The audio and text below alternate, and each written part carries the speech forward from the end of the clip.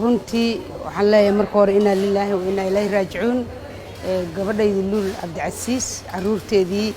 iyo faamilka reer Cabdicasiis aan la joogaa caaway runtii geeridu waa xaq waxay ahayd geeri aad u xanuun badan ma dhintana waa ilaah maadaama la aasay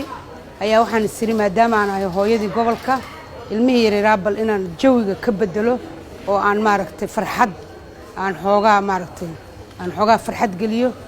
taasoo macnaheedu ay tahay waa ilmo yaryar agoon ah hooyadood dhimatay waxay u baahan yihiin marka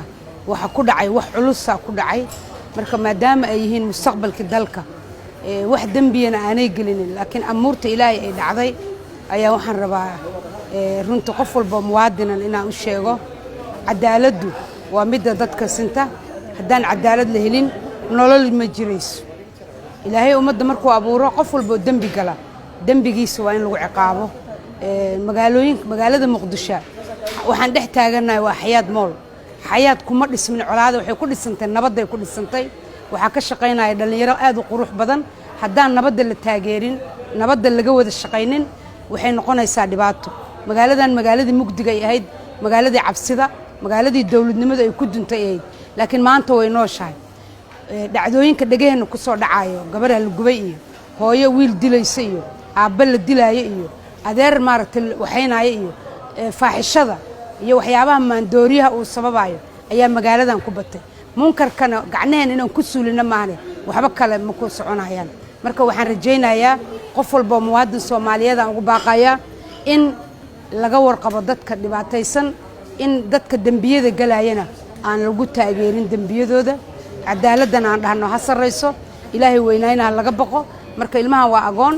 maanta hooyana male waana agoon laakiin waxay leeyihiin awoowe iyo ayeeyo iyo adeer iyo ehel leeyihiin annaguba aan ka mid nahay qof walba oo muwaadin Soomaaliyeed ayay xaq ku leeyihiin waxaan rabaa inaan u mahad celiyo jaaliyadihii uu istaagay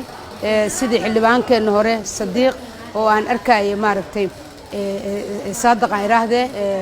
oo jaaliyada reer Minnesota inay taan u malaynaya Mareykanka meesha rabtaanba ka jooga laakiin waa idin mahad celinaya jaaliyada reer Mareykan jaaliyadaha kalena waxaan leeyahay ku dayda waxay u baahan yihiin gurmad waxay u baahan yihiin mustaqbal muraayada qalbiga caruurtan wax sahlan ma ah marka waxaan leeyahay inna lillahi wa inna ilayhi raaji'un Luul caaw waxay jirtaa gurigeedu rumaad ilaahay ha u naxariisto qabrigana Allah u waasiyo qof walba muwaadin Soomaaliyeedna waxaan ugu baaqayaa inaan nabadda ka shaqeyno bishaaro